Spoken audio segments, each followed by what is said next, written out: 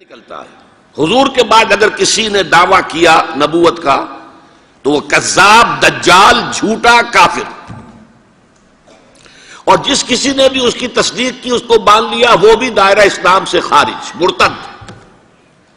یہ قانونی اہمیت ہے، قانونی اہمیت ہے۔ کوئی شخص مسلمان رہا یا نہیں رہا، یہ تو بڑا اہم مسئلہ ہے، قانونی مسئلہ ہے۔ اس کی بیوی کا اس سے نکاح جو ہے وہ ختم ہو گیا اگر اس نے کسی حضور کے بعد کسی نبی کی نبوت کا اقرار کر لیا یا خود اپنے نبی ہونے کا دعویٰ کیا، وہ پھر مرتد ہے، واجب القتل ہے۔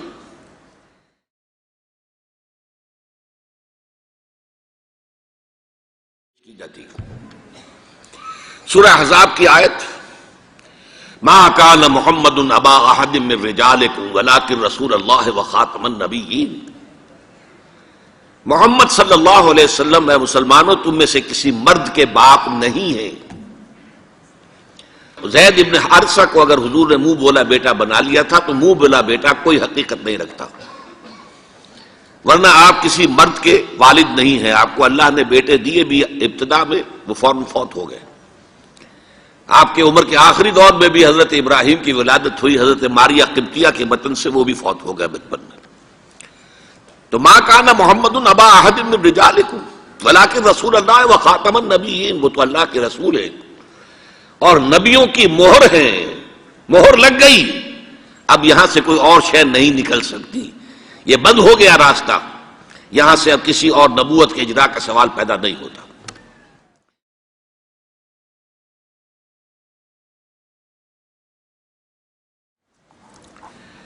دیکھیے، ایک جامع ترمذی میں روایت ہے حضرت ثوبان سے رضی اللہ تعالی عنہ، حضور نے فرمایا انہ سیکون فی امتی 30 کذابون کلہم یزعم انہ نبی وانا خاتم النبیین لا نبی بعدی۔ آپ نے فرمایا میری امت میں 30 افراد ایسے اٹھیں گے جو دجال ہوں گے، کذاب ہوں گے، جھوٹے ہوں گے۔ ان میں سے ہر شخص جو ہے یہ گمان کرتا ہوگا اپنے بارے میں کہ وہ نبی ہے، حالانکہ میں خاتم النبیین ہوں، اور خاتم النبیین کے معنی کیا؟ لا نبی بعدی، اب میرے بعد کوئی نبی نہیں ہوگا۔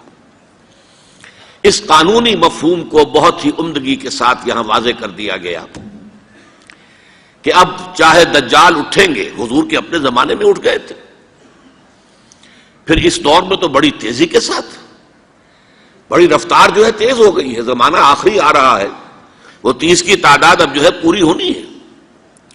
بہاءاللہ ایران میں اٹھا، غلام احمد قادیانی ہندوستان میں اٹھا، ابھی آپ کے ہاں ایک یوسف صاحب تھے، ان کو ویسے ہی ایک شخص نے گولی مار دی ہے سائیوال جیل میں، ورنہ وہ بھی کہتے تھے میں محمد ہوں صلی اللہ علیہ وسلم، معاذ اللہ ثم معاذ اللہ ثم معاذ اللہ۔ پچھلے دنوں خبر آئی تھی کہ ملتان میں کسی نے نبوت کا دعویٰ کر دیا ہے، وہ گرفتار کیا گیا، اس پر مقدمہ چل رہا ہے۔ تو یہاں حضور نے فرما دیا کہ 30 ہوں گے ایسے افراد میری امت میں سے کہ جو دعویٰ کریں گے، وہ جھوٹے ہوں گے، کذابون، اور جو دعویٰ کریں گے نبوت کا، حالانکہ میں خاتم النبیین ہوں اور میرے بعد کوئی نبی نہیں۔ دوسری حدیث ہے، یہ حضرت ابو ہریرہ سے ہے رضی اللہ تعالیٰ عنہ، اور یہ سنن ابی داؤد میں ہے۔ لا تقوم الساعۃ، حضور نے فرمایا قیامت قائم نہیں ہوگی حتی یخرج 30 دجالون، جب تک کہ 30 دجال ظاہر نہ ہو جائیں، کلہم یزعم انہ رسول اللہ، جن میں سے ہر شخص یہ کہے گا اور سمجھے گا کہ میں اللہ کا رسول ہوں۔ یہ 2 حدیثیں ہیں لا نبی بعدی کے مفہوم کے اندر، قانونی مفہوم، جو ختم نبوت کا یہ مفہوم ہے کہ آپ کے بعد کوئی نبی نہیں۔ دوسری حدیث سنیے، اس میں تکمیل نبوت کا تصور آ رہا ہے، بڑی پیاری حدیث ہے، حضرت ابو ہریرہ رضی اللہ تعالیٰ عنہ سے مروی ہے، اور اس حدیث کی سند بہت قوی ہے، متفقن علیہ، بخاری اور مسلم دونوں میں۔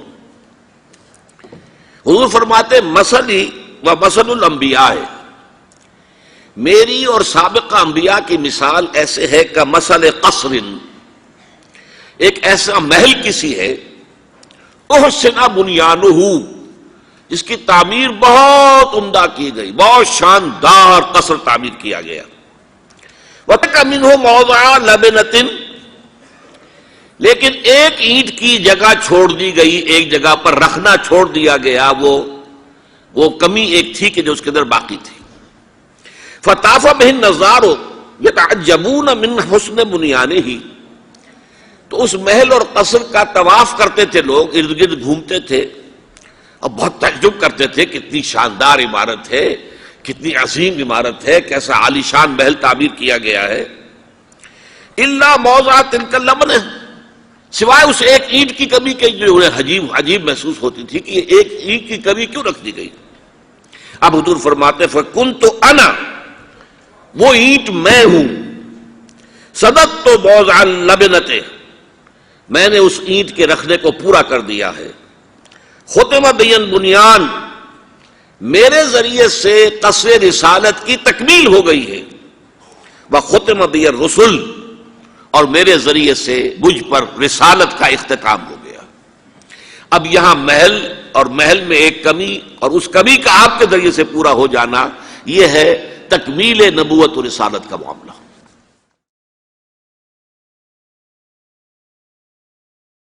کہ جو شخص بھی اب حضور کے بعد کوئی نبوت کا دعویٰ کرے گا یا کیا ہے، وہ دجال، کذاب، جھوٹا، کافر، مرتد، واجب القتل، یہ اس کا قانونی تقاضا ہے۔ بدقسمتی سے صورت کیا ہوئی، عالم اسلام میں اس سے پہلے جب بھی کسی نے یہ کام کیا، جب تک مسلمانوں کی حکومتیں تھیں، انہیں قتل کر دیا گیا۔ آپ کو معلوم ہے کہ حضور کے فوراً بعد جو کھڑے ہو گئے تھے مسیلمہ کذاب اور بڑے بڑے مدعیان نبوت، ان کے خلاف جہاد کیا گیا، ان کو قتل کیا گیا، تہہ تیغ کیا گیا۔ بہاء اللہ ایران میں اٹھا تو وہاں چونکہ بہرحال مسلمانوں کی حکومت تھی، قتل کر دیا گیا۔ اب بھی کوئی بہائی ایران میں نہیں رہ سکتا، سب وہاں سے بھاگ چکے ہیں، کوئی نہیں رہ سکتا، کوئی وہاں آئے گا تو قتل کر دیا جائے گا۔ لیکن یہاں معاملہ یہ تھا کہ انگریز کی حکومت تھی، انگریز کی حکومت میں ہر شخص کو کھلی چھوٹ تھی۔ اکبر الہ آبادی رحمۃ اللہ علیہ نے بڑے خوبصورت الفاظ کے اندر وہ نقشہ کھینچا ہے، گورنمنٹ کی خیر یارو مناؤ، گلے میں جو آئیں وہ تانے اڑاؤ، کہاں ایسی آزادیاں تھی میسر، ان الحق کہو اور پھانسی نہ پاؤ۔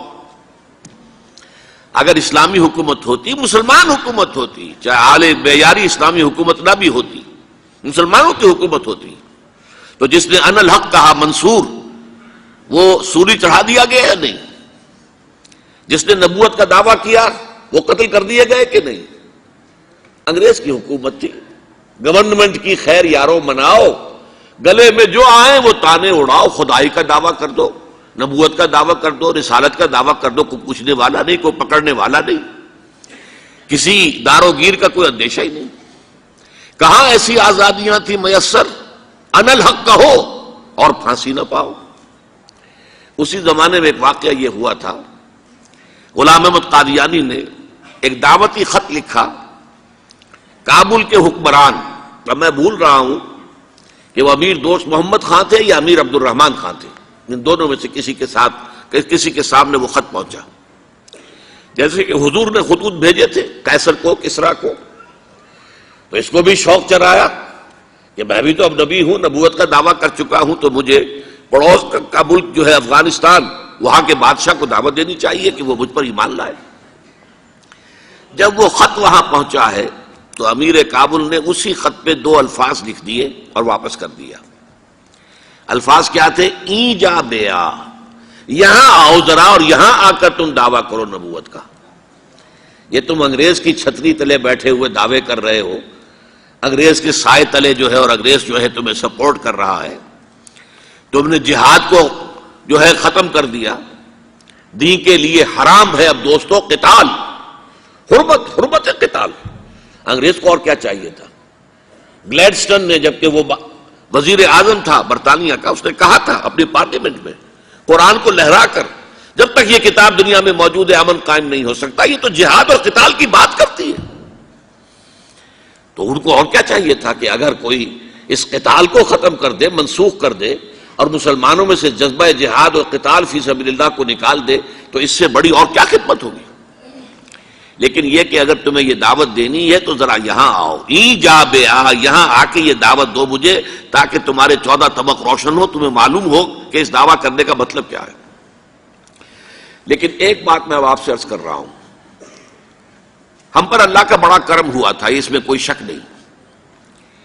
اس ملک میں 1974 میں جو فیصلہ ہوا قادیانیوں کے غیر مسلم اقلیت قرار پانے کا، وہ واقعہ یہ ہے کہ بہت ہی مبارک فیصلہ تھا۔ اس کے لیے تحریک جو اٹھی وہ بھی بہت ہی عمدہ تھی، بہت پرامن تھی، بہت منظم تھی۔ مولانا سید محمد یوسف بن نوری رحمۃ اللہ علیہ اس کے قائد تھے۔ کوئی سیاسی لیڈر جو ہے اس میں نمایاں نہیں تھا، خالص دینی تحریک تھی۔ پھر اس وقت ہمارے ہاں حکمران ذوالفقار علی بھٹو، حالانکہ خالص سیکولر ذہن کا آدمی، اور قادیانیوں نے اسے سپورٹ کیا تھا 1970 کے الیکشن میں۔ قادیانی سمجھتے تھے وہ تو ہمارا اپنا آدمی ہے، لیکن اللہ تعالیٰ نے اس کے ہاتھوں لیکن بہترین طریقے سے، جس پر اعتراض کیا ہی نہیں جا سکتا، پارلیمنٹ کے ذریعے سے فیصلہ کرا۔ کوئی آرڈیننس نہیں تھا، کوئی حکم جو ہے، فرمان جو ہے وہ ایشو نہیں ہوا تھا، پارلیمنٹ کے ذریعے سے۔ اور پارلیمنٹ کی ایک کمیٹی بنائی گئی جس میں کہ موقع دیا گیا کہ قادیانیوں کے سربراہ بھی آ جائیں، لاہوریوں کے سربراہ بھی آ جائیں۔ یہ دونوں سیکٹ جو ہیں قادیانیت کے، پہلے قادیانی تھے، اب وہ ربوائی ہیں، ربوے والے ہیں۔ لاہوری جیسے پہلے لاہوری تھے، آج بھی لاہوری ہیں۔ ان دونوں کے سرکردہ لوگوں نے آ کر وہاں پر اس کمیٹی کے سامنے پیش ہو کر بیانات دیے اور کہا، کھل کر کہا۔ ناصر احمد اس وقت جو ہے خلیفہ تھا ان کا، مرزا طاہر احمد کا غالباً بڑا بھائی مرزا ناصر احمد۔ انہوں نے کہا ہم نبی مانتے ہیں، غلام احمد قادیانی کو ہم نبی مانتے ہیں، ڈنکے کی چوٹ کہا۔ لہذا اس کے بعد پارلیمنٹ نے فیصلہ کیا یہ غیر مسلم ہے، اور صحیح فیصلہ کیا۔ لیکن یہ فیصلہ ادھورا ہے، یہ بات آج میں پہلی مرتبہ کہہ رہا ہوں، اسے نوٹ کر لیجیے۔ قادیانیت کے فتنے کو کوئی گزند نہیں پہنچا ہے ان کے غیر مسلم قرار دیے جانے سے۔ وہ فتنہ جوں کا توں پنپ رہا ہے، جوں کا توں پھیل رہا ہے، جوں کا توں وہ اپنے سرطان کی جڑیں پھیلا رہا ہے ہمارے معاشرے میں۔ اور ویسے یہ کہ عالمی سطح پر انہیں بڑی سرپرستی حاصل ہو گئی ہے، پوری دنیا جو ہے، مغربی دنیا، وہ ان کی سرپرستی کر رہی ہے۔ لیکن یہ کہ اندرون ملک بھی اس فتنے کا قلع قبا اگر ہو سکتا تھا تو صرف اس وقت جبکہ اس فیصلے کا جو قانونی اور منطقی تقاضا ہے وہ بھی پورا کیا جاتا، اور وہ یہ کہ مرتد کو قتل کی سزا دی جاتی ہے۔ اسلام میں مرتد کی سزا قتل ہے۔ وہی میں نے آپ سے عرض کیا، حضرت ابوبکر صدیق کے زمانے میں کیوں قتال کیا گیا، اور جتنے بھی لوگوں نے نبوت کے دعوے کیے انہیں کیوں قتل کیا گیا ہمیشہ اسلام کی تاریخ میں۔ لہذا مرتدین کی سزا، سزائے قتل جب تک نافذ نہیں ہوگی، اس فتنے کو کوئی گدن نہیں پہنچے گا۔ بلکہ وہ تو اپنے آپ کو مظلوم سمجھتے ہیں اور مظلوم کی حیثیت سے پیش کرتے ہیں۔ اور ظاہر بات ہے کہ وہ سارے شاعر، چاہے آپ آرڈیننس نافذ کر لیں، لیکن ان کے جمعے کی نماز ہوتی ہے۔ یہ ٹھیک ہے کہ وہ مسجد کی شکل نہیں بنا سکتے، ماڈل ٹاؤن میں ایک بڑی کوٹھی کے اندر ان کا جمعہ ہوتا ہے، ان کی عیدیں علیحدہ ہوتی ہیں۔ وہ سارے شاعر اسلامی کو استعمال کر رہے ہیں، اور الٹا مظلومیت جو ہے اس کا لبادہ اوڑھ لیا ہے۔ جیسے دنیا میں یہودیوں نے ہولوکوسٹ کی مظلومیت کا لبادہ اپنے اوپر اوڑھا ہوا ہے۔ ہم جو چاہے ظلم کر لیں نوع انسانی پر، ہمیں کوئی گدن نہیں پہنچا سکتا، اس لیے کہ ہم نے اتنا بڑا ظلم سہا تھا، ہولوکوسٹ، ہمارے 60 لاکھ آدمی جرمنوں نے ختم کر دیے تھے، تو اب اگر 8-10 لاکھ مار دیں فلسطینی یا کوئی اور عرب یا اور مسلمان تو کون سی بڑی بات ہے۔ اسی طرح قادیانیوں نے مظلومیت کا لبادہ اوڑھا ہوا ہے، اور ان کو کوئی گدن نہیں پہنچا ہے جب تک کہ قتل مرتد کی سزا یہاں نافذ نہیں کی جائے گی۔ اس میں یہ ہونا چاہیے تھا کہ جس روز میں یہ فیصلہ ہوا، ڈکلیئر ہو جاتا ساتھ ہی، اب تک کے جو قادیانی ہیں آج کے اس تاریخ سے فیصلے سے پہلے وہ تو اقلیت قرار پائیں گے، انہیں قتل نہیں کیا جائے گا۔ لیکن اس فیصلے کے نفاذ کے بعد جو شخص بھی قادیانیت اختیار کرے گا اس پر قتل مرتد کی سزا، اس کی حد جاری کی جائے گی۔ آخری شریعت کوئی آنے والی اور نہ لانے والا، آخری شریعتی کوئی آنے والی اور نہ لانے والا، خود میرے نبی نے بات یہ بتا دی، لا نبی آبادی،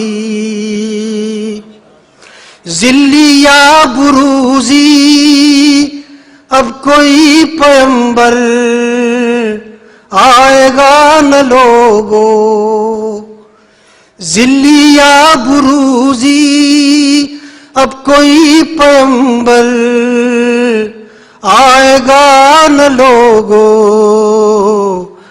آپ نے یہ کہہ کر مہر ہی لگا دی، لا نبی آبادی۔ شکریہ۔